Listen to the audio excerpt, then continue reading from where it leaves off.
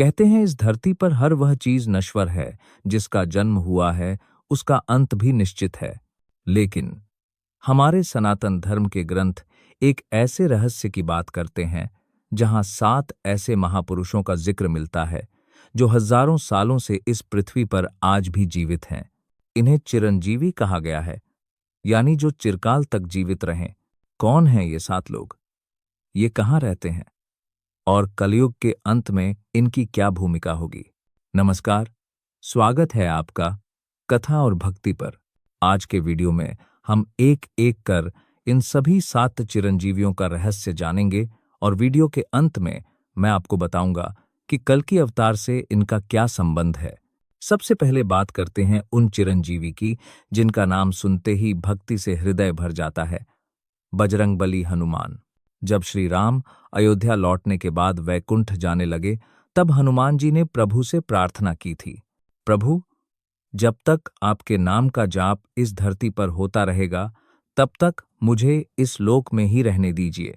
श्री राम ने उन्हें आशीर्वाद दिया कि जब तक राम कथा और धर्म की ज्योति जलती रहेगी, हनुमान जी इस धरती पर रहेंगे। इसलिए कहा जाता है, जहां जहां राम कथा वहां वहां मारुतिनाथ। दूसरे चिरंजीवी हैं लंका नरेश विभीषण।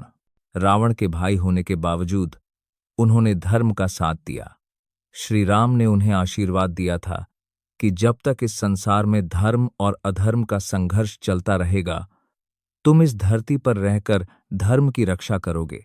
माना जाता है कि विभीषण आज भी सूक्ष्म रूप में लंका में निवास करते हैं।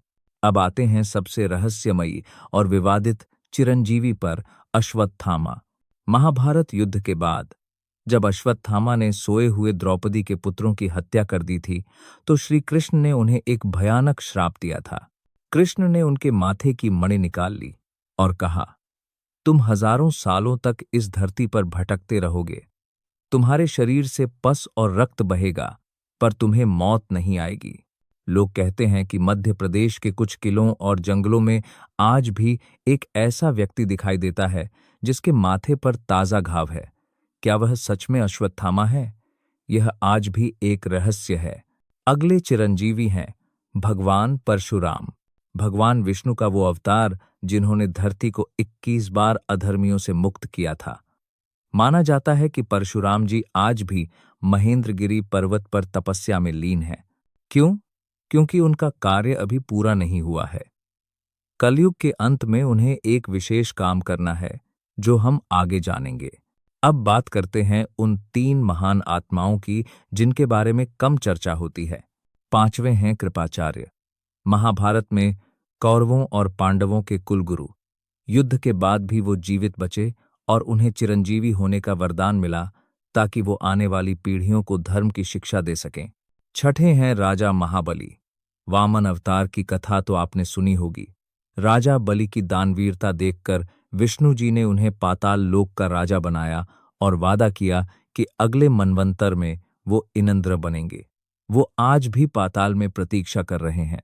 और 7वें हैं महर्षि वेदव्यास, जिन्होंने महाभारत लिखी और वेदों का विभाजन किया। ज्ञान और बुद्धि के देवता रूप में वो आज भी विद्यमान हैं ताकि मानवता को सही राह दिखा सकें।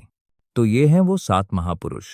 लेकिन सबसे बड़ा सवाल, ये आज भी जिंदा क्यों हैं?